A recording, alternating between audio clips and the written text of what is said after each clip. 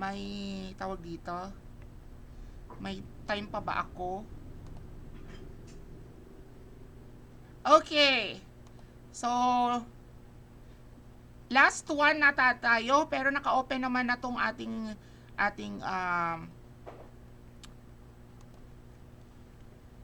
ang ating lesson on our LMS. So, we have the after dinner.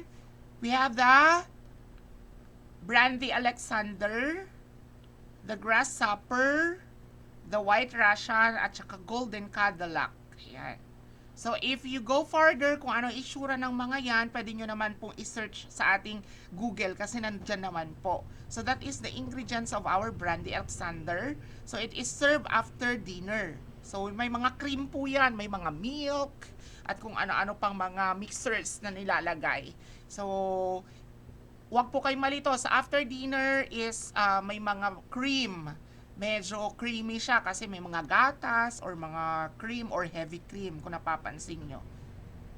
Diba? Yan po yung kanilang category. And then, the long and muddled drinks. Ayan. Ano ba ibig sabihin ng muddled drinks? Mamaya, ipapaliwanag ko po. The Harvey Wallbanger, the Tequila Sunrise, and the Mojito. So, ito po ang itsura ng mojito natin. Diba? Sarap inumin. So, yan po yung, nandiyan naman po yung kanyang recipe. You can read na lang. And then, we have the non-alcoholic drinks. We have the Four Seasons. It contains the Four Seasons fruit, which is the orange juice, the guyabano, the mango, and the pineapple. Ayan. So, tagto 2 jigger lang siya. It is a build. Ibig sabihin, ipupur mo, lagyan mo ng yelo yung baso, which is the highball glass, and then, saka mo lang ilalagay lahat ng the rest of the ingredients.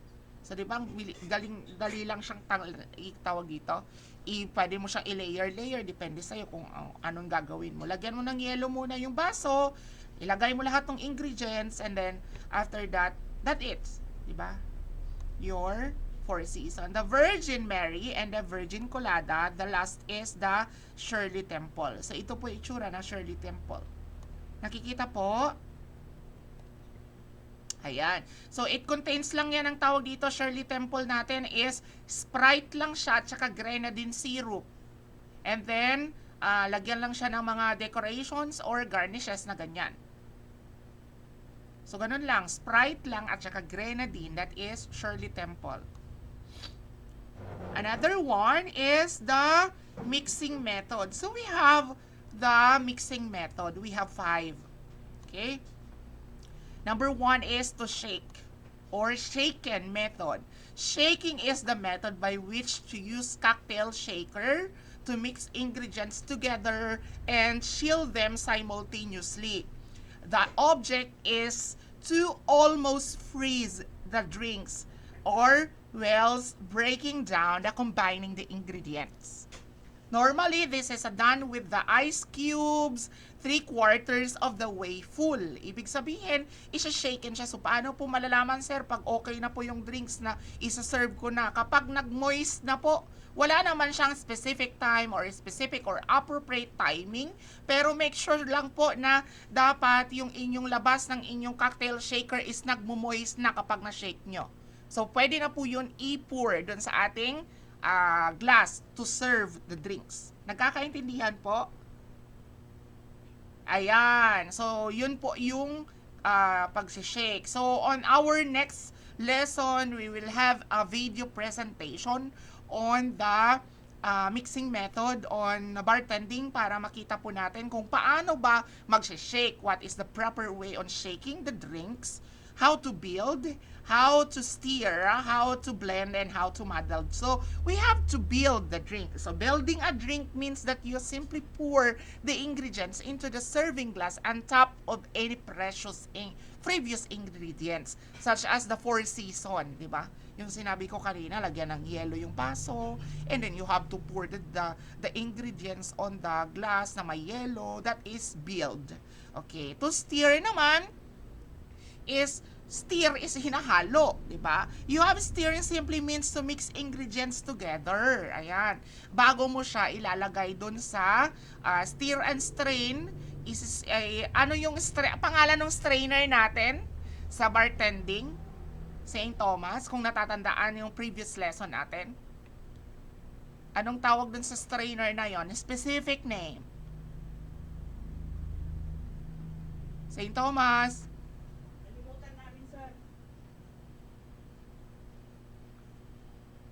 Anak ko po, patay tayo dyan. Pakibalikan nyo yung mga tawag dito, yung ating mga presentation for the tools and equipments kasi kailangan ninyong alamin dapat kung ano yung mga pangalan, saan ginagamit. So, ang tawag po dun is Hawthorne strainer. Okay? Hawthorne strainer or sa madaling salita, bar strainer. Diba? Yun po yung parang may spring ang paligid nung tawag dito.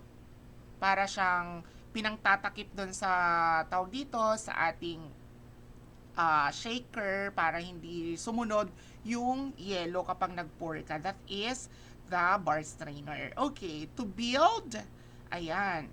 When a cocktail recipe calls for you to blend with ice, place all ingredients and ice into the blender and blend until a smooth, even consistency is achieved.